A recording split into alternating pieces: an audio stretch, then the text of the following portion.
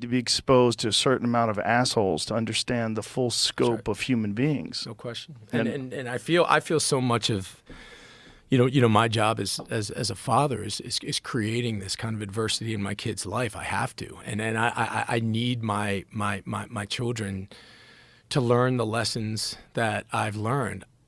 I just really can't have them learn it the way that I learned it, right. Because that it could have gone go either any way. Yeah. And most of the time, it doesn't go the way you went. That's right. Yeah, it's like if you get 100 kids and you thrust them into horrible environments, very few of them come out to be this person who has forged themselves through the fire of adversity. Most people succumb, unfortunately. I think that's right, and I think most people also don't have. I mean, look, I mean, through all the trouble and all the shit that I got into, I had a loving, supporting family who had my back, and I think that's when I think about the inequality in this country. I mean, one of the main themes and what I'm trying to do with this podcast is just I've seen firsthand how the legal system, how so many of the systems that are in place, people who don't have that infrastructure, it is so grossly fucking unfair. And they don't have an example to go off of. One of the things about human beings is we imitate our atmosphere. That's right. And we become accustomed to seeing people work hard, achieve things, and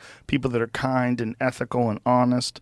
And we look at that as like, that's a value that I want to aspire to achieve. And if you don't have that around you and all you have around you is crime and drug-ridden streets and gang violence, and you don't know any other way to think or behave, you don't have an example of it. And there's very little effort done to change those neighborhoods. I mean, if you look at the amount of effort and the amount of resources that we pump into other countries, we pump into the military, we pump into all these various things, we always seem to have money for it. Mm-hmm. Imagine if you're a child and you're being raised in this community that it's essentially been the same way for decades and decades with no help. That's right.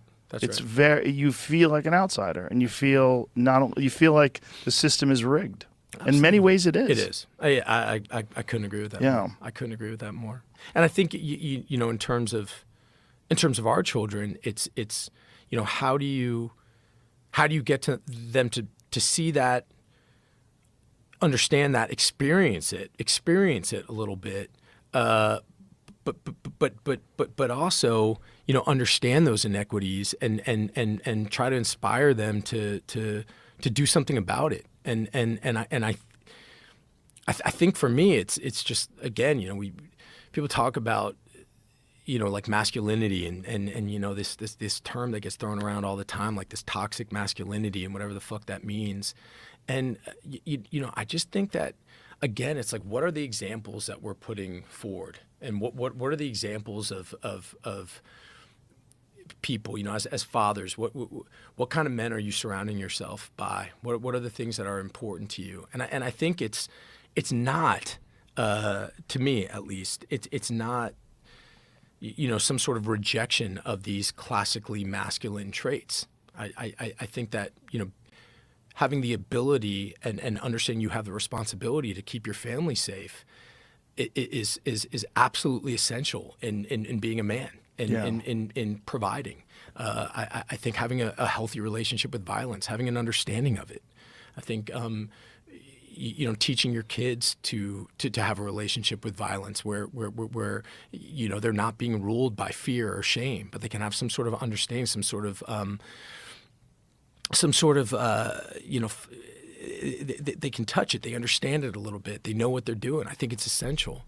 And I also think, being accepting, being kind, being open, being generous, being empathetic are also, part of being a man. And I think that, oftentimes, because so many of the people I think who are kind of leading the charge on and who have, so much, sort of have so much of the platform at their disposal, are kind of leading in these sort of toxic ways where it's all a bunch of bombast and bullshit. And to me, like, it's been my experience, folks who really know what they're doing in that world, really don't need to, show off about it at all. Right, the people that are high achievers, they don't really have to beat their own chest and I think that's right. blow their own horn. I think that's right. Yeah, what we think of as toxic masculinity is really a bunch of losers. So a lot of it is like the worst example. But you could get the same, there's no term toxic femininity, right? But there's toxic human beings, and some of them happen to be male, and some of them happen to be female. But it's not an indictment on male, Right.